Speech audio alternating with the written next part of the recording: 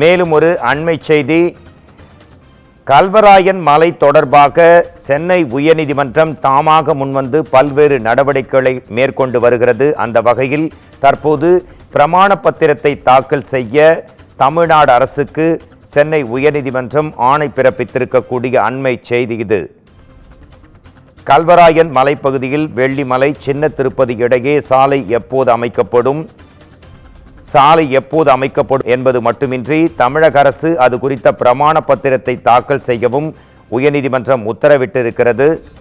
இது குறித்து நமது குமுதம் தலைமைச் செய்தியாளர் சிவா தரும் தகவல்களை கேட்கலாம். கல்வராயன் மலைப்பகுதி குறித்து சென்னை உயர்நீதிமன்றம் தாமாகவே முன்வந்து பல்வேறு நடவடிக்கைகளை முன்கொண்டு வருகிறது. இது குறித்த மேலும் ஒரு அண்மை செய்தி வந்திருக்கிறது. உங்கள் தகவல்கள் தரலாம் சிவா.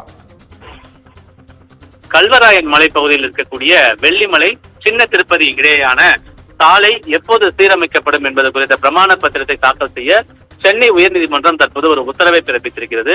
கள்ளக்குறிச்சியில் இந்த விஷச்சாராயம் மருந்தி 60க்கும் மேற்பட்டோர் உயிரிழந்ததை அடுத்து கல்வராயன் மலைப்பகுதி மக்களுடைய சமூக வாழ்வியல் மேம்பாடு தொடர்பாக சென்னை உயர்நீதிமன்றம் தாமாக முன்வந்து ஒரு வழக்கை விசாரணைக்கு எடுத்திருந்தது.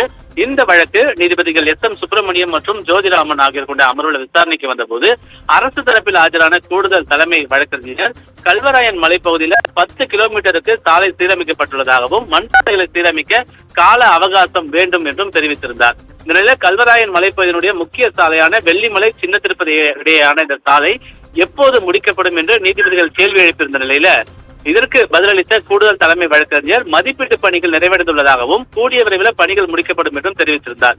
இதனையடுத்து இந்த வெள்ளிமலை சின்ன திருப்பதி இடையேயான சாலை எப்போது அமைக்கப்படும் என்பது குறித்து பிரமாண பத்திரத்தை தாக்கல் செய்ய உத்தரவிட்ட நீதிபதிகள் இந்த வழக்கின் மீதான விசாரணையை நவம்பர் 26ஆம் தேதிக்கு ஒத்திவைத்திருக்கிறார்கள். கோபால்.